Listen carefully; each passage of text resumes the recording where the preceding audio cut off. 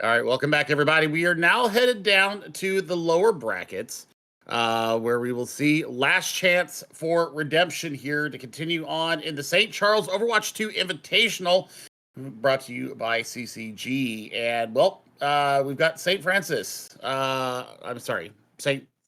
Charles Junior Varsity going up against Francis Howell JV. And this is their last chance, like I said, to keep themselves alive in this tournament. Oh boy, we're getting down to the nitty gritty of the brackets.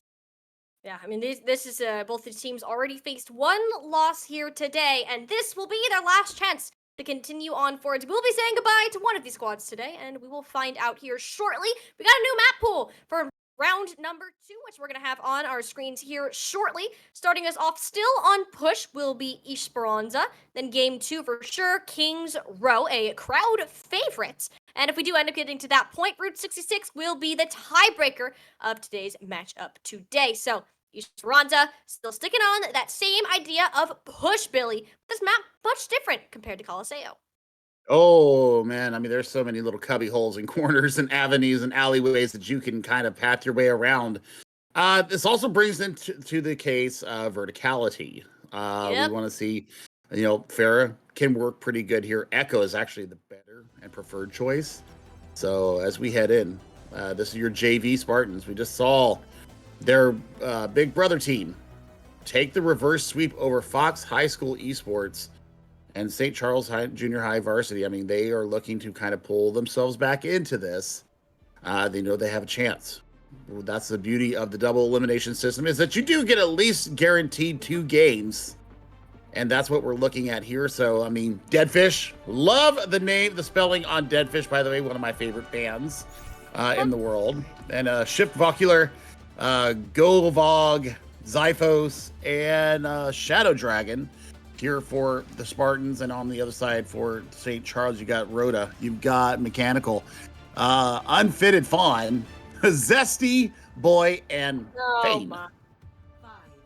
Nice. I mean, these are the 2 JV teams that we have competing within this tournament today. So, in theory, these are the B rosters. So, these schools had a lot of Overwatch players coming on through, and they're going to be ready to show their stuff here. So, they roll on Esperanza. 2 different looks heading on out. Francis Howell Central opting for more of a Ramatra approach, but the Sombra is a very interesting pick. You can already see Zyphos hunting for these eliminations. Has the Baptiste in their sights. That's the hack. Gets the virus out too. Does the elimination go through? Yes. Perfect setup for Govog. And that's the Spartans already at a big start here. Unfitted Fawn without that Baptiste to help heal them up. That health bar is just going to go lower and lower. Very unlikely to recover, which is why they need to backpedal and get that reset as soon as they can.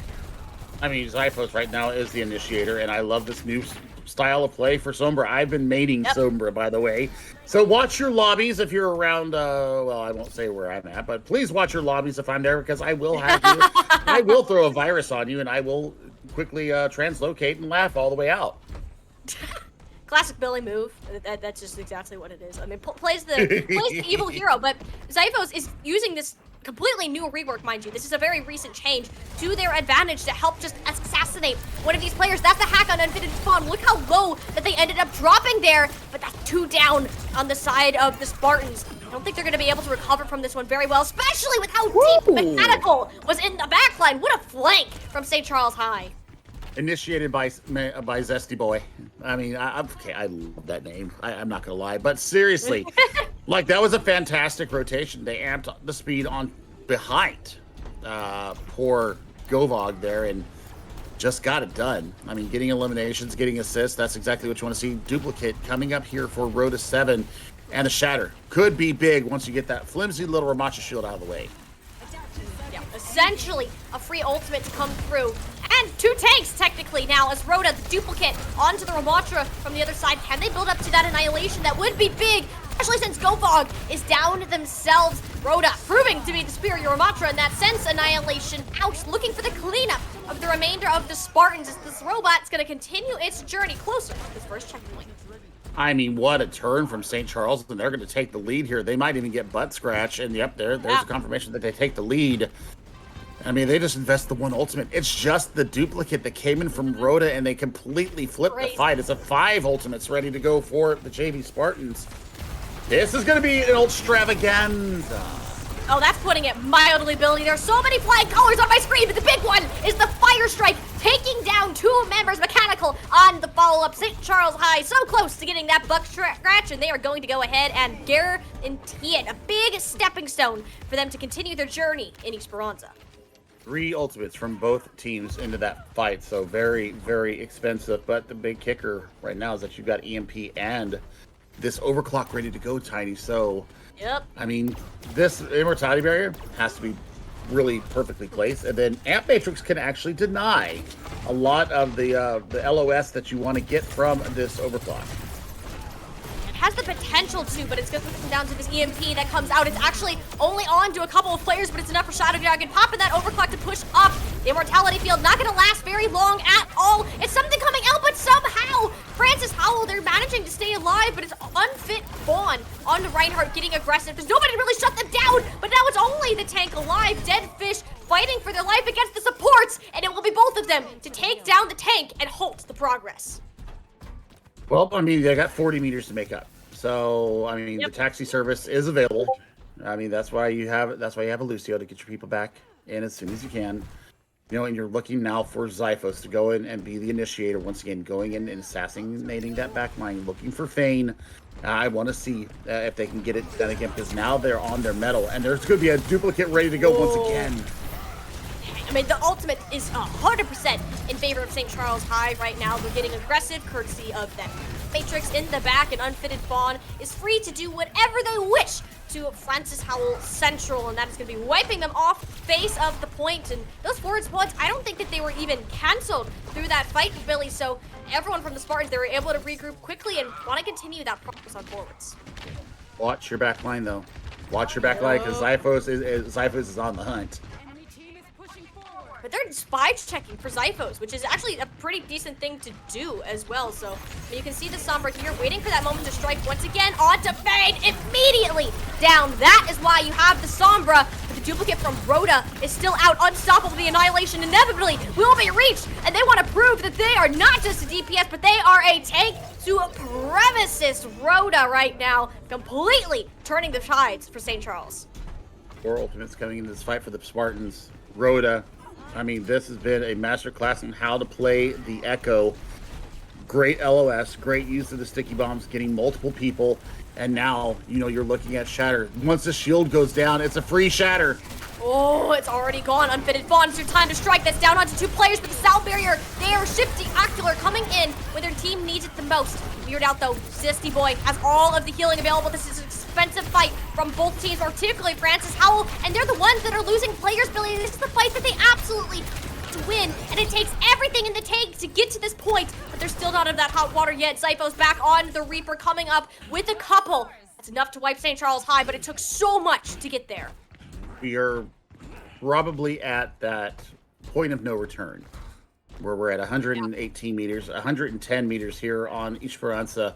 It is a pretty solid benchmark, but they do have just a little less than 4 minutes, and they've got a Death Blossom ready to go. So, I mean, you know, Zyphos, I think, you know, the swap over, taking away the hack ability, this is great. Oh, I mean, the Death Blossom was there from Mechanical. Everybody was already low. Unfitted Fawn just swings the hammer a couple of times, and everyone just kind of topples over like a pile of dominoes here. And that's kind of the thing. You're going into that. You didn't really expect to win it with the tools that you had at your disposal.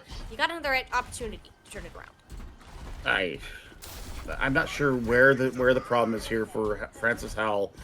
It might be that they don't have a Baptiste. They're relying on Kitsune Rush to get them a lot of progress, and I see it. And I mean, the cleanse is good, but I mean, for Francis Howell, I think that they need that Baptiste in their composition to be able to deal and be able to have that immortality barrier.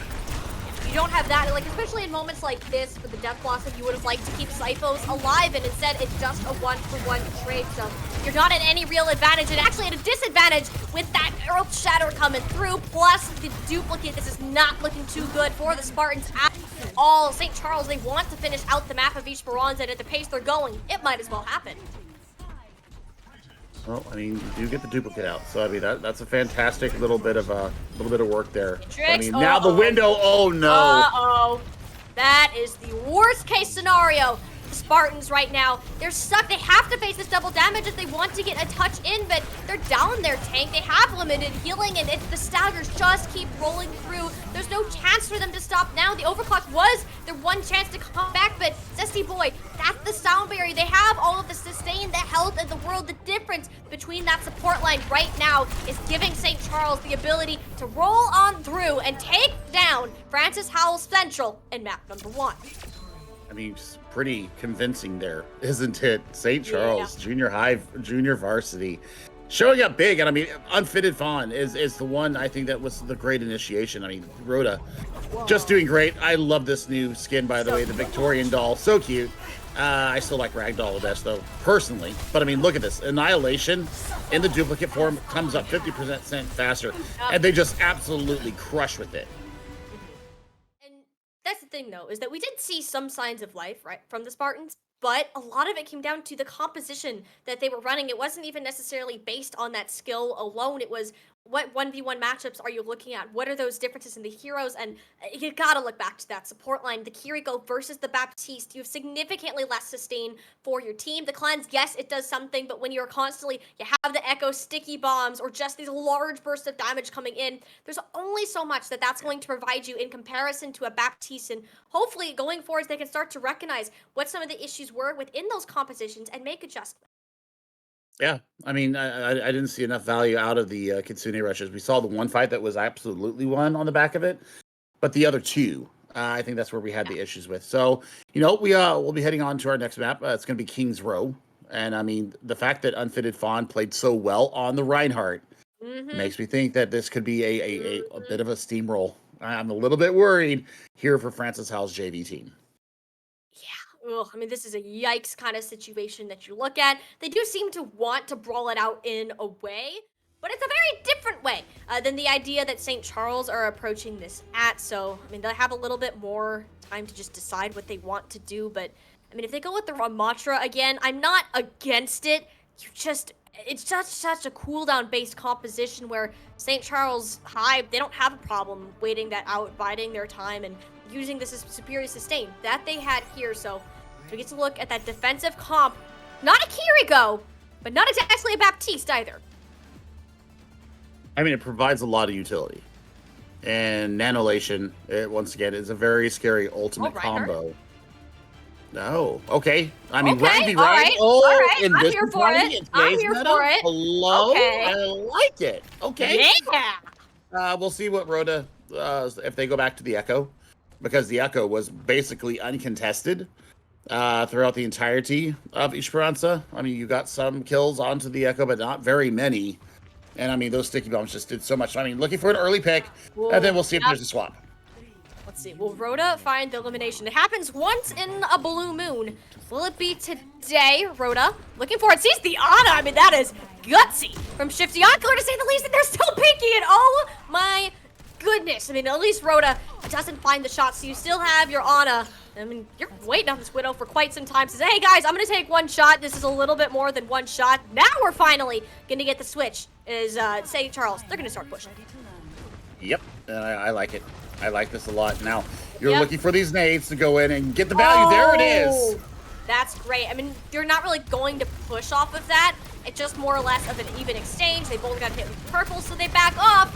But you lose Zyphos in the back line. That's a bit of a problem, so you can move forwards rather unafraid. Beautiful biomix on both sides. That's 4 antied up from St. Charles. Saddle Dragon able to claim one, but unfortunately too many of their teammates had already fallen to compensate after a big play. I mean, Zesty Boy, the winner there of the anti-brigade, and now we're seeing Shifty Ocular going over to the Moira. So, I mean, you're looking for even more burst damage here, or burst healing. You're looking to play for Coalescence as well. I mean, you're going to have to be stuck to Govog's rear end. I mean, you know, spam from range. Maybe they think they're lacking in some damage because, I mean, yeah, I'm not exactly sure why we go to the Moira here. I think the Baptiste is such a better choice. We'll have to wait and see what shit Ocular is able to pull out. This Moira pick has to bring to the table, and right now it is a little bit of damage. Rhoda stays a little bit too long in those turret sightlines, which apparently that's all they need. It's just a couple of extra turrets to deny the push through this choke. And we talk about this all the time when we see King's Row, Billy. This is one of the hardest spots to break through in the entire game. Well, and that Zyphos now has this photon barrier ready to go and sound barrier on the back of it.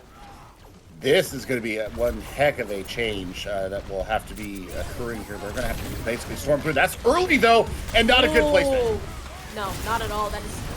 It's just not great. I mean, they're still pushing into it, though, Billy. So, I mean, Zyphos just has this microwave beam and can rush on forwards with it. Francis Howell took advantage of St. Charles not respecting the damage output that they had and are punished for it. I mean, this is great. This is great. I mean, we want more Overwatch. We want good, clean Overwatch. I mean, there's the car wash reset. Wash, rinse, repeat, literally in a car wash. So, I mean, Nano available right now. I think that you got to throw it onto the Reaper and see what he can get done. I mean, you have to do it quickly, though, because that's the Earth Shatter coming out on both sides. Double Reinhardt's, though. Double the shield, double the damage. But Francis Howell are still able to come out on top. They're very disciplined in the ultimate that they use. Only two. They hang on to both of the supports, and they're good to fight another day. This is where you need to make the rotation. You need to make a rotation around through the catacombs and come out on the other side of the bookstore, because you know just shooting yourself through this it's not working. Yeah, no, not at all. I mean, especially the Matrix. Sure, you get the trade out for the sound barrier, but what else do you have? Maybe an Earth Shatter. That's on to Go Box. Do they have the damage for it though? They do. Rhoda sticky bombs in. That's 2 down. Courtesy of the Echo player. That's going to be the payload breaking through. We definitely doubted them, Billy. Really about to make a pun about you guys do the same thing time. Maybe that's a little bit insane, but all right, you break through, prove us wrong, you keep moving. The fact that we're off of the Ana now, now we're back to Baptiste Lucio, absolutely perfect for them. They can sustain. They've got a lot more staying power, and now it's about getting around this corner. Rhoda needs to be extremely careful, but good God, almost has another duplicate. One fight, one duplicate. Literally, how? That is not an easy ultimate to build up at all, and Rhoda just gonna completely take the wheel of this fight, but Mechanical is gonna go ahead and do it first. Dents of death in the center of the JV Spartans. They will fall, and what a speed run through the remainder of the Streets phase for St. Charles to have almost 4 minutes to finish out the map. I mean, looking for Rhoda once again. Rhoda is a superstar. If you do not have this gamer on your map, I mean, what does St. Charles have on their varsity team that's better than Rhoda? Because Rhoda is just absolutely owning right up behind them. They don't even miss it. I mean, this is crazy. I mean, nobody turned their head. Nobody, they could care less. I mean, the Spartans, they're so focused on what's in front of them, and that is why Rhoda is able to get away with so much. They take these off angles that nobody can turn their heads to do so, and by the time they do, it's too little too late. That's the duplicate out. Yeah, that's not going to last long at all in the front line, but it's still Rhoda alive, here to live another day. That's 2 towards the Echo player, an absolute assassin in disguise, and they are unstoppable. Give them 4 in the fight, and I mean that's going to give them the corner.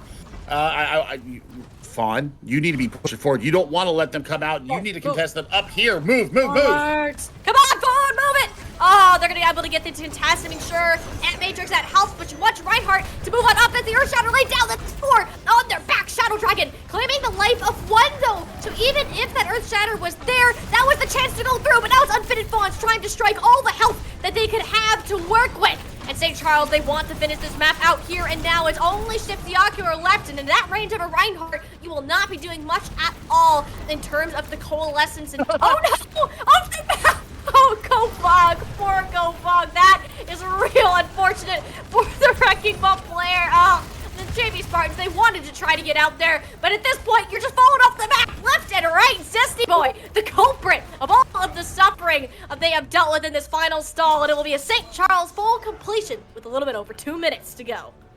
Oh, fantastic round for them. I mean, they got really stalled out at Archway. They're on point B.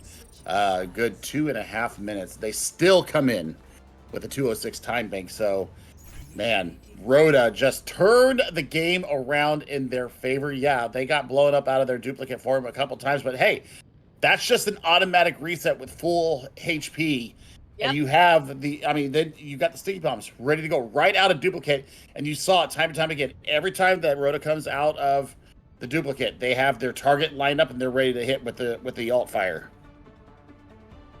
That is literally as simple as it is that essentially St. Charles, they're doing the same thing over and over and over again because nobody is looking at Rhoda. Nobody is paying attention to what they are doing on that off angle in the back line. I mean, it's a big issue that the Spartans need to start addressing is you need to have your head on a swivel. Look out for what these players are doing. I mean, Rhoda may no longer be on the Echo, but the Hanzo easily as deadly.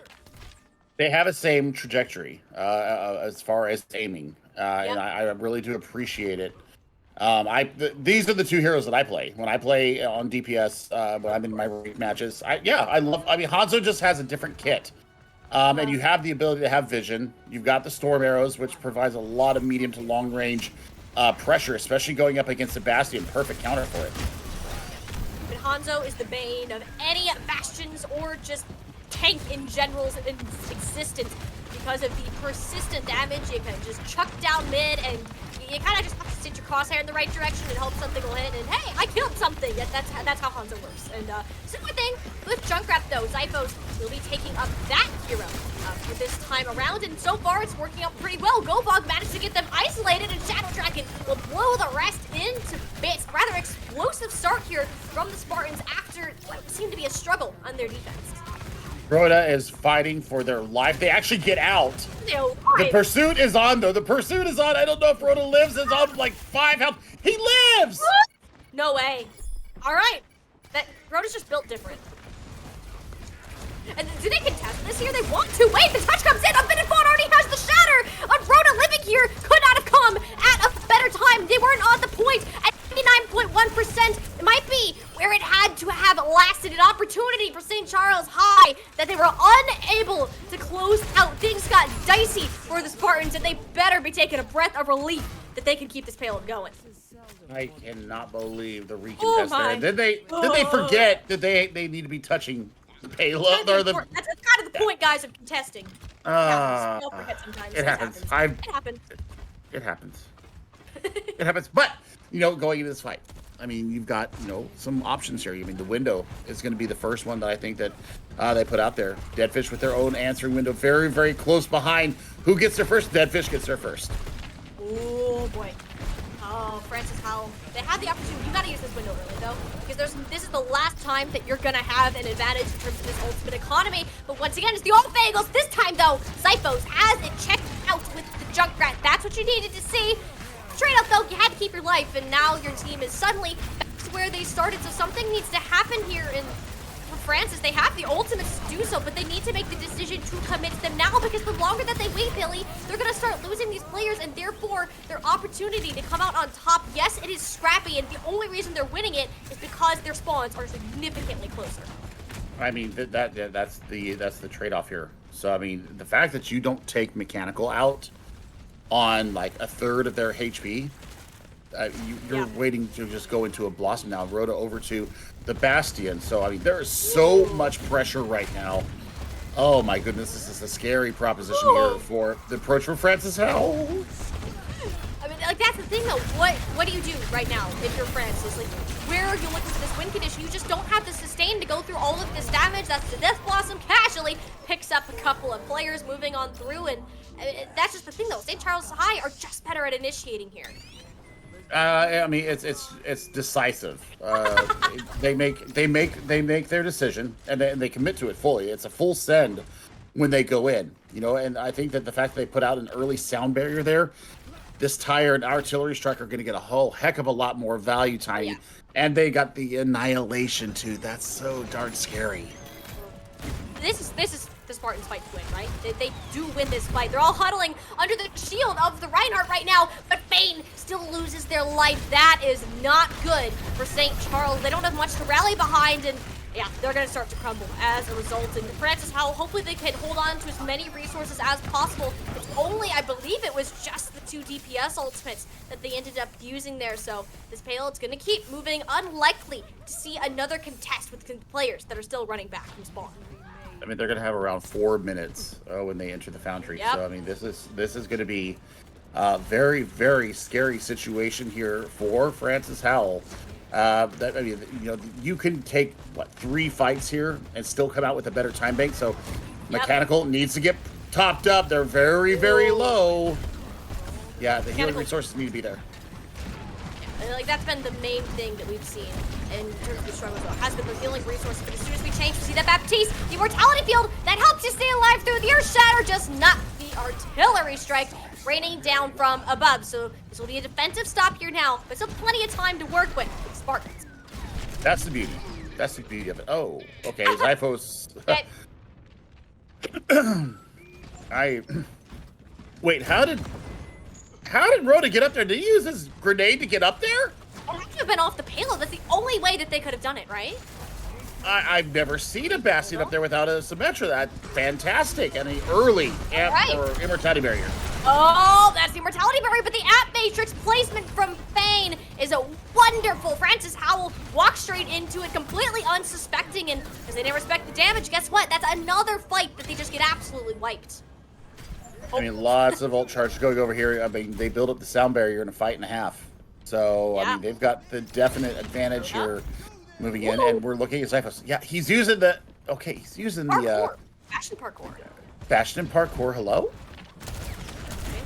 Dude, I need to learn Bastion parkour. I mean, if I can play Bastion as good as Rhoda is, then great. I would definitely climb in my ranked games, but for now they do get booped off. Not too happy with where they were sitting down there, so this is the fight that they want to take. Sound barrier out, though. It's a lot of the damage of Mechanical just bolts into the backline, casually takes out another 2 on this Reaper. This should not be allowed. Francis Howell are struggling to regain that momentum.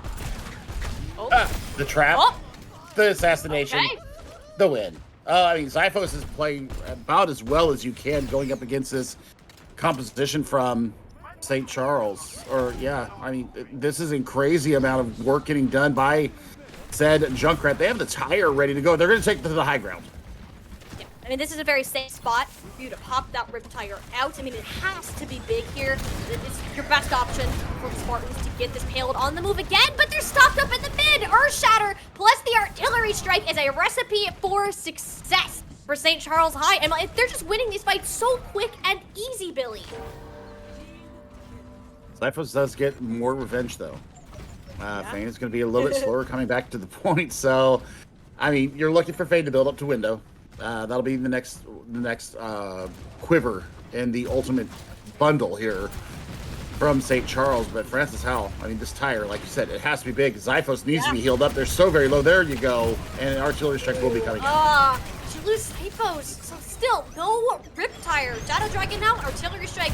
Will this be the answer that Francis Central have needed? No, it is not. Everyone else still high in terms of their health, and losing Shifty Ocular here has to support down. It's an instant retreat. You can't keep fighting these battles because now there's only 43 seconds, but with the Rip Tire committing in, all right, you gotta go. Regardless if you're down or not, Zyphos has done their best to even the playing field and finally get this payload around the corner of death. But how long did it take? I mean, that's just too long. So we'll see. Chiro's being thrown out by Zesty Boy trying to get another sound barrier up. This window is going to buy them a lot of space.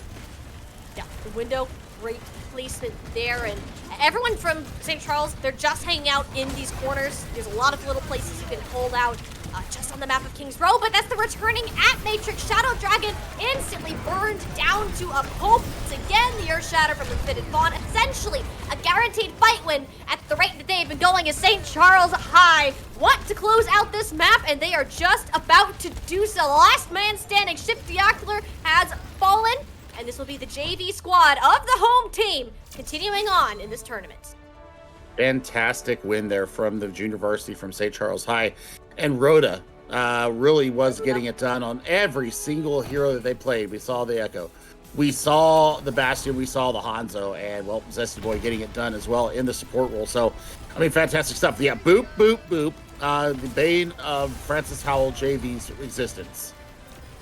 I mean, this was just a problem going forward between Rhoda, between Zesty Boy, and just the constant Earth Shatters coming in. And I think that's the part that impressed me the most, Billy, was how this team, especially on that third point, they held for 3.5 minutes just around that first corner, based off of fight planning that they did was incredible. It just stopped Francis. They couldn't even execute anything that they were thinking about because St. Charles just acted first, laid them all down on their backs and eliminated them from that point on. And this is a team, I mean, clearly they're confident in their play style and only being a JV squad after all and still looking this good. I'm a little scared for what the varsity roster looks like too. I'm serious. I want to know who's on St. Charles varsity roster because Rhoda should be there. But you know what? That's going to do it for this first elimination. We have to say goodbye, unfortunately, to Francis Howell JV. They are out of the tournament. But we're going to have our next matchup in just a few minutes. Let us get that set up. We'll be back with you in just a few minutes.